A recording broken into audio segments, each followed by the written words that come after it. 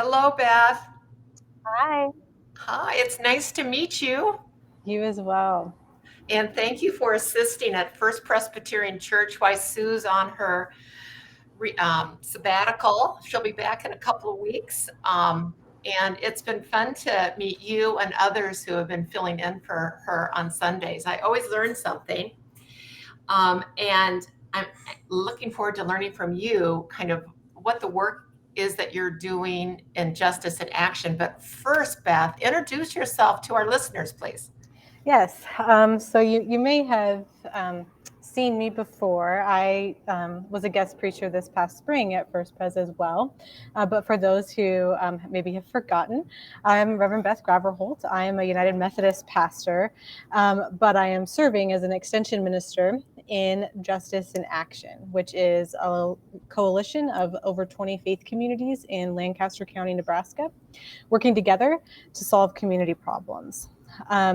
I attended Isla School of Theology in Denver and graduated in 2021 with my MDiv there. And before I took this position last December with Justice in Action, I was serving as the director of an outreach center here in Lincoln called Connection Point that I founded after college in partnership with Campus Ministry and Christ United Methodist Church, where I also served as the associate pastor for 6 years.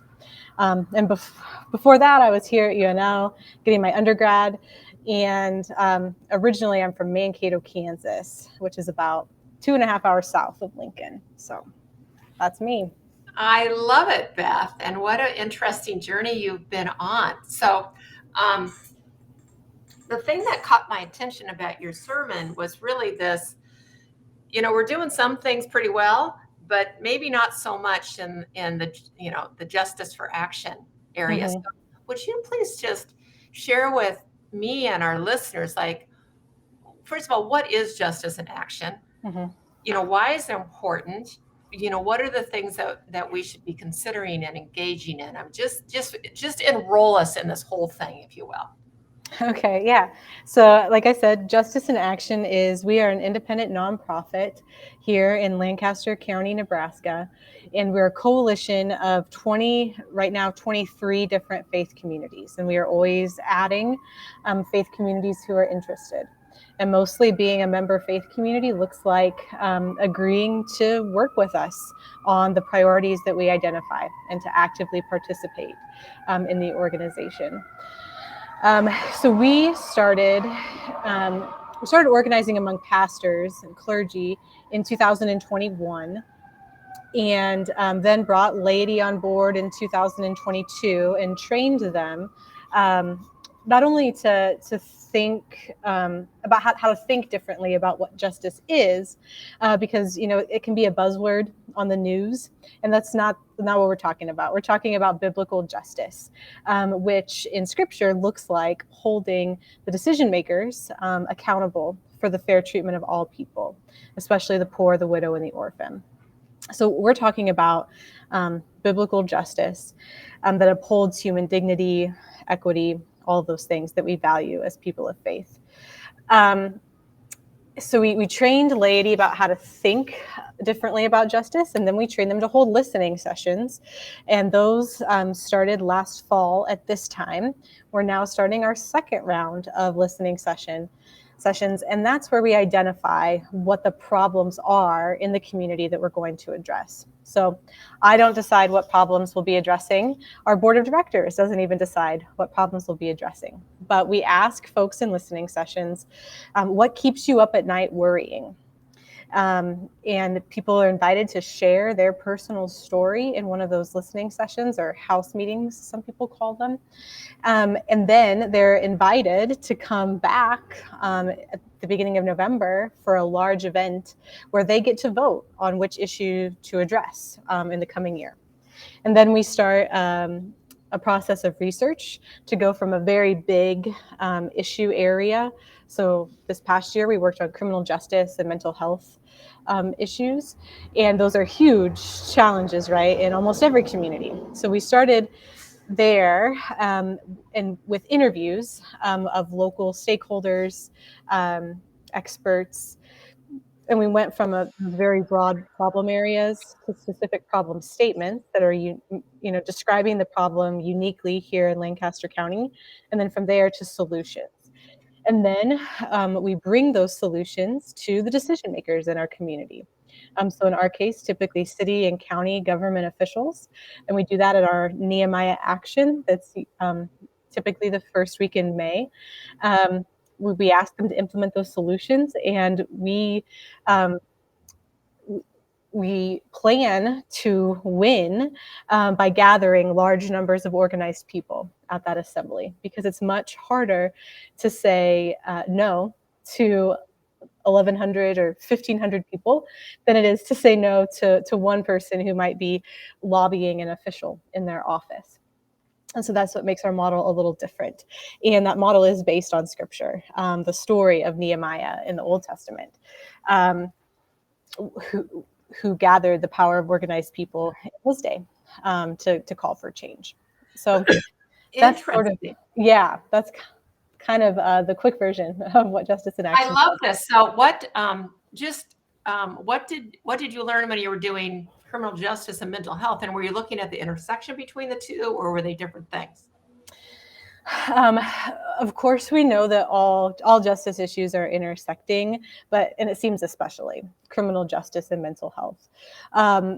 It was kind of unavoidable that we would, be in a criminal justice meeting hearing about mental health, and in a mental health meeting hearing about criminal justice. We did ultimately come up with separate problem and solution statements for each team. Although we know that if we're successful with one, it'll mean success in the other for sure. So what we found in our criminal justice side of things, people here in Nebraska are really concerned about prison overcrowding, and prisons are state institutions. We focus on local issues, so things we can control at the city or county level. But the prison overcrowding really starts with what happens in cities and counties, because every person in a state prison is first in a county jail. And what we found is that although our jail is only 10 years old, the building itself, and was supposed to be large enough, well-equipped enough to serve us for about 30 years when it was built, it's already at capacity. And the county just increased the corrections budget by $1 million to rent out jail cells in other counties because our numbers are so high here. And this is bad for taxpayers. It costs us more money. It's bad for families because it means that those incarcerated are further away from their loved ones. It's bad for the people that are incarcerated because they're more likely to lose their case if they're in jail, and especially in jail out of county, further away from their lawyers.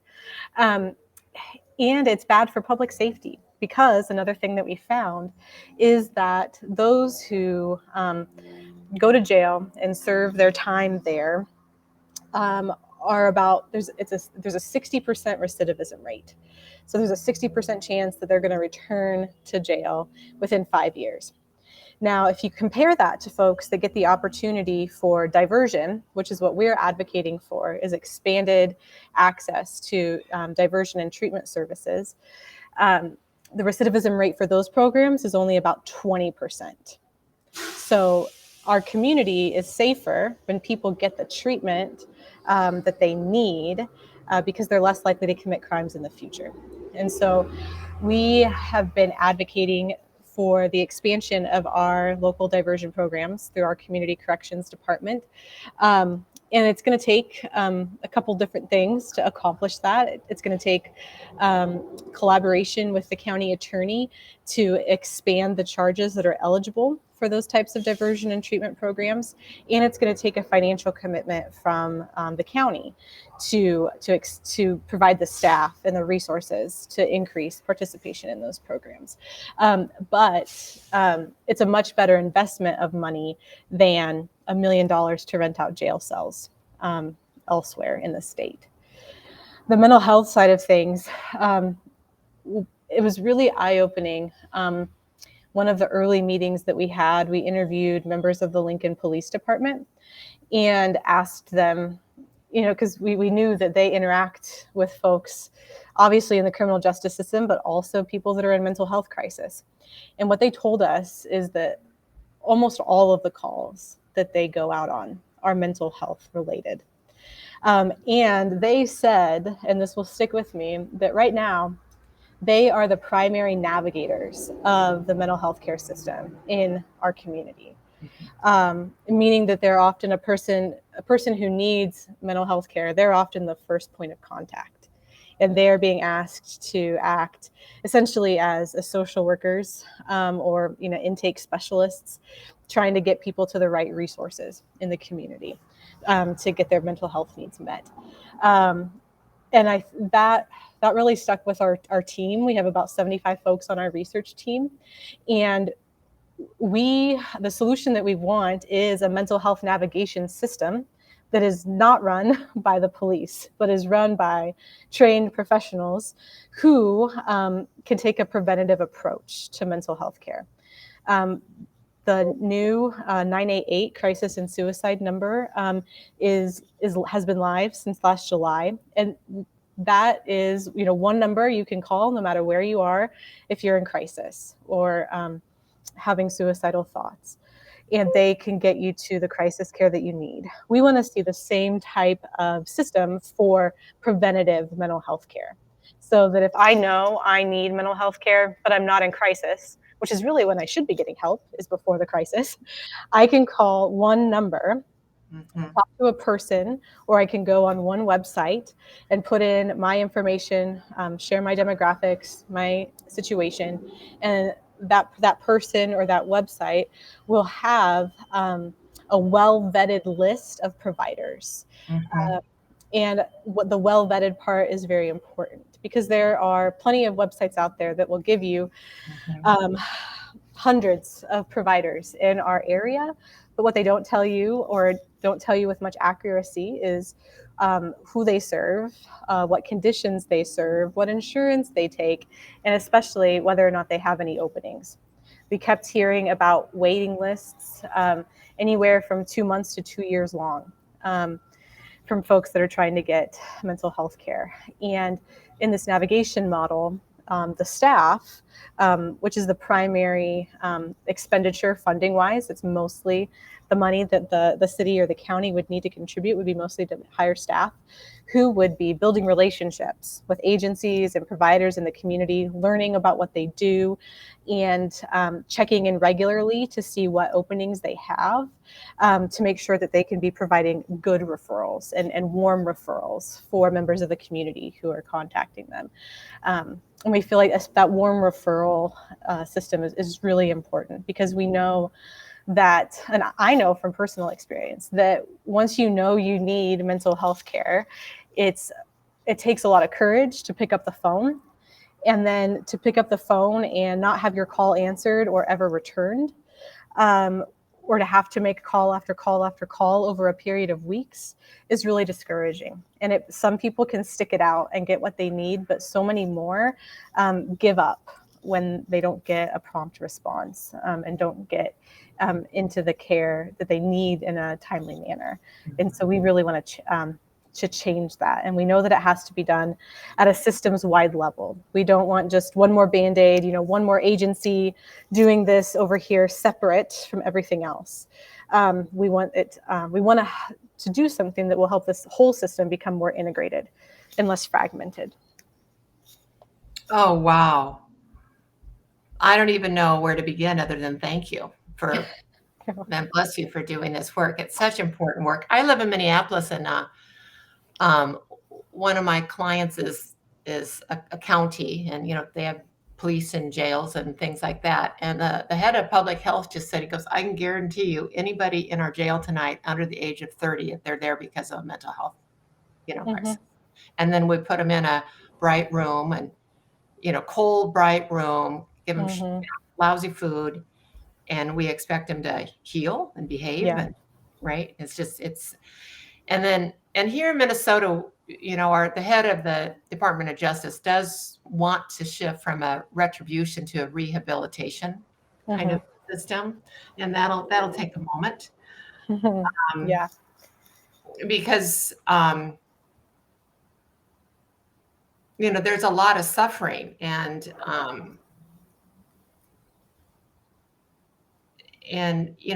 people don't. I believe that 95% of us wake up wanting to do the best we can every day. And if we do something that is either against the law or harm somebody else, it's because we don't have a better way in the moment. We don't have a better optimism. We don't have the resources we need. We don't have something, right? And so, what is that something? So share with us, like at First Presbyterian Church, what are some of the ways that our community can support the wonderful work that you're doing? Yeah, so everyone in the church there at First Pres should be receiving an invitation or hearing an announcement about one of our listening sessions this fall. And that is really the first step to get involved. And I have the dates and the time, a couple of dates and times even. So I think the first listening session there at First Pres is going to be at the church on Sunday, September 24th at 11:15 a.m. And there will be another one, same time, at the church on October 15th. And there might be at least one more that is going on if you can't make either of those. But folks should watch for an invitation or an announcement about those listening sessions, and then attend and tell your story. Share. We'll be asking, how are you affected by our current issues, mental health and criminal justice reform? And we'll also be asking that open-ended question again. What keeps you up at night worrying? Because we're open to adding a third issue to address in the coming year. And so that's really open-ended, and folks can share whatever it is that they're concerned about in their own lives and in the community. So that is definitely the first step. Fall is the best time to jump on board. And when you're at one of those house meetings, the final invitation is to help be part of the solution, right? So you've shared your story, you've heard stories from others, and then you'll be asked, would you like to become a network member? Which means, would you like to help continue this work and build our people power so that we can solve these big problems? And so if folks want to be part of making a difference and being the solution, I invite them to become network members. And then what that means is that they attend our 4 major events throughout the year: the Community Problems Assembly, where we vote on what issues we're going to address and hear updates on our current ones; the Rally, where we get briefed on the solutions and what to expect at the Nehemiah Action. We want them, of course, the big one is the Nehemiah Action, and then the celebration in the summer where we celebrate. So come to 4 events, invite 3 people to come with you to the Nehemiah Action, because that's how we really build our people power, is by having the folks that we know and invite others to that action. And then we say, so it's 4, 3, 2, 1 is how we describe being a network member. The 2 is that we ask folks to consider a $200 investment in this work. It's not required at all, but that's if you can't participate in any other way, or if you have participated and the work is meaningful to you, we invite you to invest financially. And then 1, just to remain united with just the rest of Justice in Action and speak out as one voice for justice in Lancaster County. That's what a network member does, and that's the best way to get involved. I love that. 4, 3, 2, 1. Attend 4 open house conversations, events. Bring 3 people to the Nehemiah Action. Yeah. And invest $200 if you're able. And then speak as one voice. Yeah. Part of Justice in Action. I love that. I think that's a mic drop, Beth. So Beth, thank you so much for taking the time, and I learned so much. I know the other listeners, are as well. And really, thank you for doing the important work you are. It's really important. Yes, thank you. And thank you for doing this for First Pres. It's a cool thing. So. Thank you so much. I hope to see you in person someday. Yes. Yeah, that'd be great. Have a good day. Bye.